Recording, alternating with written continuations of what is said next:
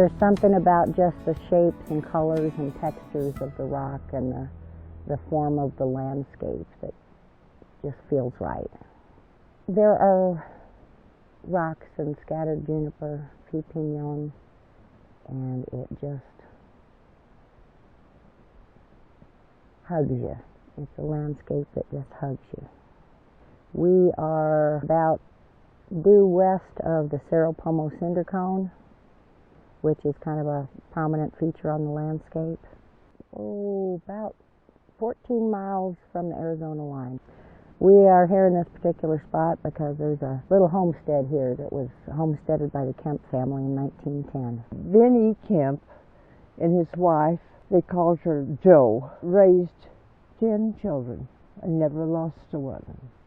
My grandfather did many things to support those 10 children. He drilled wells. And at one point he decided this was a good spot to drill a well, and he drilled a well. That was in 1910. And he hit water, and it was a good well. Somebody said to me, well, I didn't think they had well drills back then. Well, they didn't have one with a motor on it, or like our well drills now. But he drilled them with a pair of Spanish mules. He was going to sell it. He drilled it on speculation. But times were hard. It was a drought. It was a real good price, but nobody had the money. And so he was afraid he was going to lose it. And they decided to file a homestead claim here so he wouldn't lose his investment. They had no idea what they were doing. They were young men. They didn't know how to build a house. And he said it's wonder they didn't kill themselves trying. I think they did a darn good job. And even little style, I think the fireplaces are real nice. I love the way they built some of the bedrock into the structure and the little window. There's a fair amount of the roof remaining on that northern room. The juniper won't rot as fast as most of the other woods. And I think it's held up amazingly well, especially considering that it was abandoned almost 100 years ago.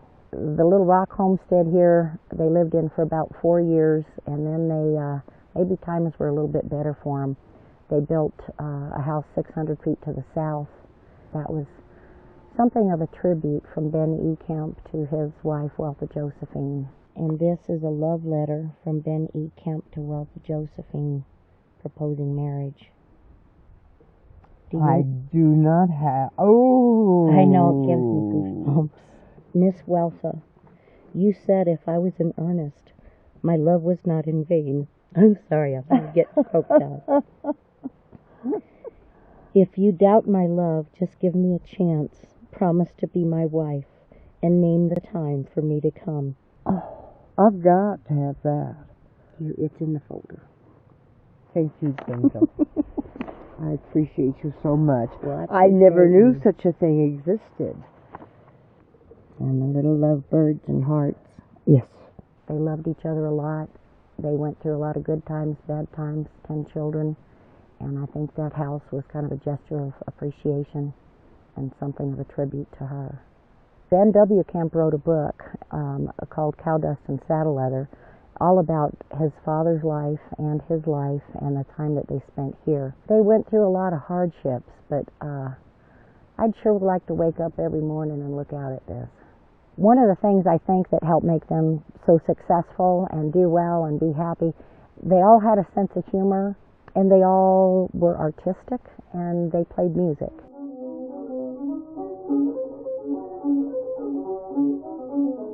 I think all of those things enrich your life and kind of help you get through the hard times.